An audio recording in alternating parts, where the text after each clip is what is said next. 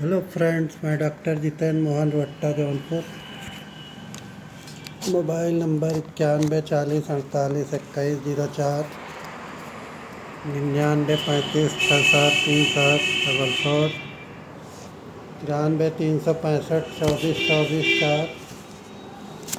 आज हम लोग ब्राइनिया 200 के बारे में, होम्योपैथिक दवा के बारे में डिस्कस कर रहे हैं।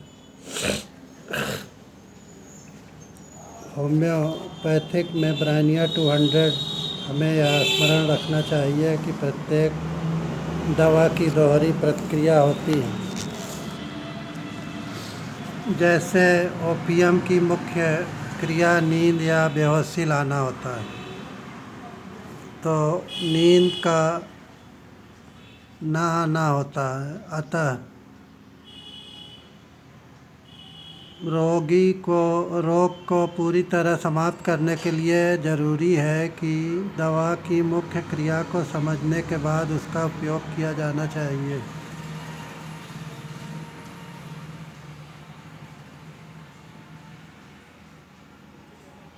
लेकिन यदि मुख्य लक्षणों के समाप्त होने पर गौण लक्षणों के लिए दवा का उपयोग करना पड़े तो पूर्व स्थिति लक्षणों की भी जानकारी प्राप्त करनी चाहिए। पहले के तथा वर्तमान लक्षणों को मिलाकर ही दवा का उपयोग किया जाना चाहिए, अन्यथा हो सकता है कि रोग दब जाए और पूर्णतः ठीक न हो।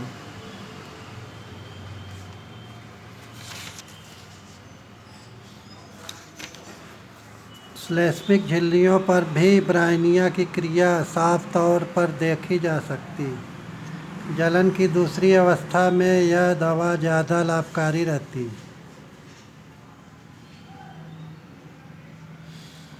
जबकि चिकना स्राव शुरू हो जाता है, इसकी पहली अवस्था में रोगी एकोनाइट, बेलाडोना 200, एकोनाइट 30 या 200, फेरमफास इत्यादि दवाओं के लक्षण उभरते हैं, पर हमेशा ऐसा नहीं होता।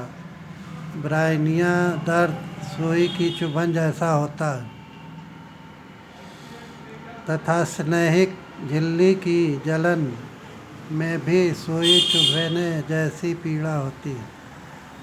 इसी प्रकार यह फुफ्फुस वेस्ट प्रदाह, मस्तिष्क की झिल्ली के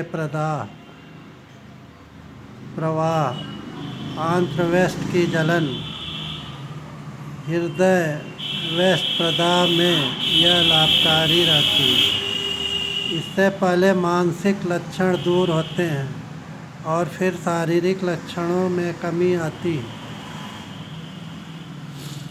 वैसे काली कार्बोनिकम 200 भी ऐसी दूसरी दवा है जिसमें ब्राइनिया की लक्षण सुई चुभने का दर्द विद्यमान रहता है। ऐसा दर्द ब्राइनिया 200, कालीकार्ब 200, नेट्राम्योर 200, स्क्वेला 200, मर्क्यूरियस वाइवस में भी 200 में होता है। अंतर मात्र इतना होता है कि ब्राइनिया 200 में हलचल से दर्द की अनुभूति होती, जबकि कालीकार्ब में हर अवस्था में दर्द रहता है। ब्राइनिया 200 का दर्द दबाने से कम होता है, जबकि कालीकार्ब का दबाने से दर्द कम नहीं होता। वैसे इन दवाओं का रोगी दर्द से चीखता है, क्योंकि वह मधुमक्खी के डंस के समान होता है।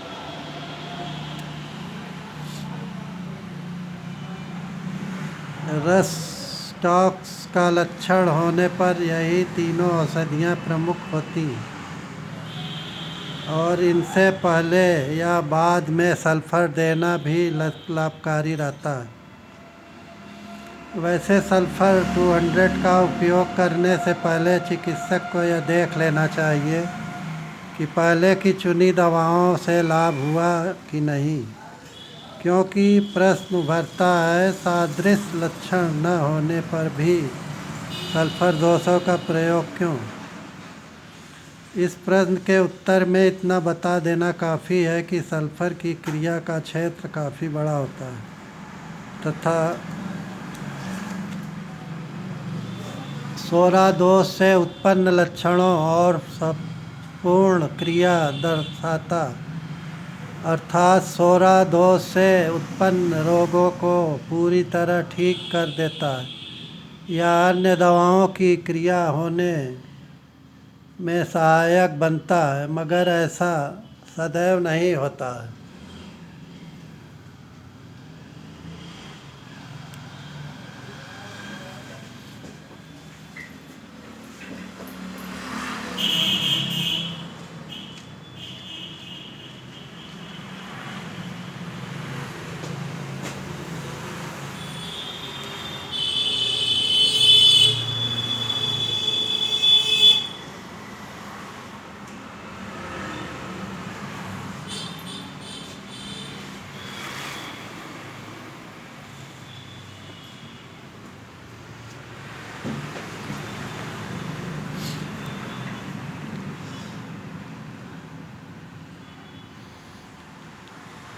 पाचन क्रिया तो ठीक करने के लिए ब्रायनिया 200, नक्स 200, पल्थाटिला तीनों ही उपयोगी रहती तथा इन तीनों में आमाशय पर पत्थर का सा आभास लगता, किंतु ब्रायनिया व नक्स में यह अधिक प्रतीत होता। यदि प्यास अधिक अनुभव हो तो ब्रायनिया 200 और कम होने पर नक्स वोमिका 200 देनी चाहिए, और अगर प्यास या तो बिल्कुल अधिक हो या नहीं के बराबर हो तो पल्थाटिला का उपयोग 200 करना बेहतर। इन सभी में मुंह का जायका भी खराब रहता है। ब्रायनिया 200 और पल्थाटिला 200 का स्वाद कड़वा होता है, जबकि नक्स वोमिका का खट्टा 200 नक्स वोमिका मितली व उल्टी का लक्षण भी तीनों में रहता। इपिकाक में सबसे ज़्यादा, इपिकाक 200 में मतली और उल्टी का लक्षण ज़्यादा होता है। नक्स वोमिका के लक्षण भोजन के बाद बढ़ते हैं। ओवर ईटिंग करने से नक्स वोमिका 200 का लक्षण बढ़ जाता है। नक्स वोमिका के लक्षण भोजन के बाद बढ़ते हैं, जबकि पल्थाटिला में शाम को और साथ ही उल्टी की इच्छा भी बनी रहती है। ब्रायनिया का लक्षण एक लक्षण यह भी होता है कि खाने में गड़बड़ी तथा सर्दियों के बाद गर्म मौसम में पेट खराब हो जाता है, परंतु नक्स वोमिका की पेट संबंधी समस्या अधिक खाने, ओवर ईटिंग, व्यायाम न करने, ज़्यादा सिटिंग बिजनेस करने, बैठे रहने की वजह से, ओवर एग्जर्शन की वजह से, मेंटल टेंशन की वजह से, मेंटल वर्क ज़्यादा करने की वजह से, बहुत सी दवाओं के सेवन या मादक पदार्थों के सेवन में से पैदा होती है। सुर्ती, पान, गुटखा, तंबाकू, सिगरेट, बीड़ी, पान खाने से भी रोग बढ़ता जाता है। इसमें जो पाउडरी आइटम होता है वो लीवर में जाम हो जाता है, उससे भूख नहीं लगती है, पेशाब पीला होने लगता है, लीवर खराब होने लगता है। जबकि पल्थाटिला की गड़बड़ी मसालेदार तले हुए चर्बी पदार्थों, कुल्फ़ी व बर्फ़ के कारण होता है। पल्थाटिला 200 में गड़बड़ी मसालेदार तले हुए चर्बी पदार्थों, कुल्फ़ी व बर्फ़ के कारण होती। इसके रोगी को कम मात्रा में बर्फ़ आनंद देती, पर अधिक मात्रा पचने में भारी रहने से हानिकारक रहती।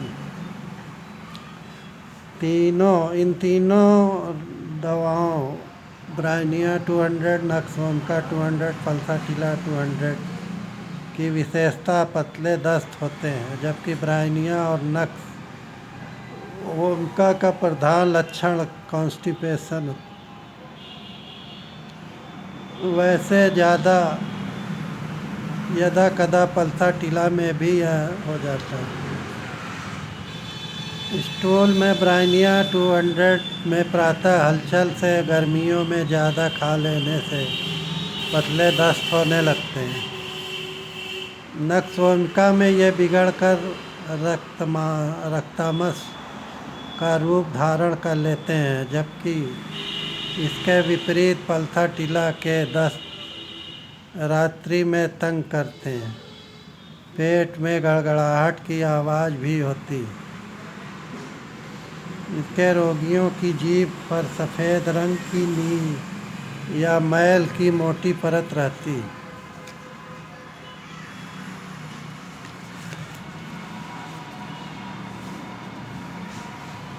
वैसे तो ब्राइनिया और नक्सवमिका एक सीमा तक काफ़ी साम्यता रखती है, मगर ब्राइनिया 200 में बात का लक्षण तीव्र रहता है तथा इनके रोगी बड़ी सहजता से उत्तेजित और क्रोधित हो जाते हैं। इनका रोगी खुला, पतला और गंदे शरीर वाला होता है। पल्था टीला में हलचल से कवायद यदा कदा लक्षण घट जाते हैं, जैसे कि रस्टाक्स 200 में कम हो जाता है। ब्राइनिया के कुछ प्रधान लक्षण: मस्तक में तीव्र वेदना, मानो मस्तक फट जाएगा, सिर झुकाने, खांसने, नेत्रों को घुमाने फिराने से तथा गर्म मौसम में तीव्र हो जाता है।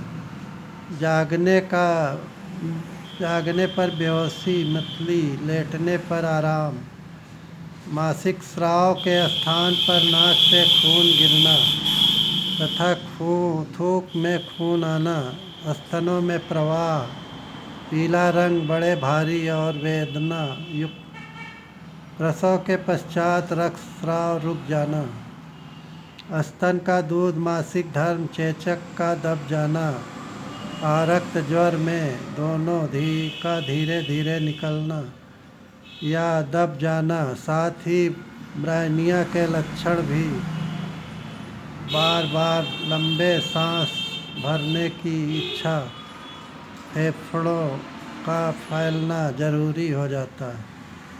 कैक्टस जी इग्निसिया 200, मेट्रम सल्ट 200 में बार बार लंबे सांस भरने की इच्छा, फेफड़ों का फैलना जरूरी हो जाता है। सूखी खांसी भोजन के बाद बढ़ जाती तथा कभी कभी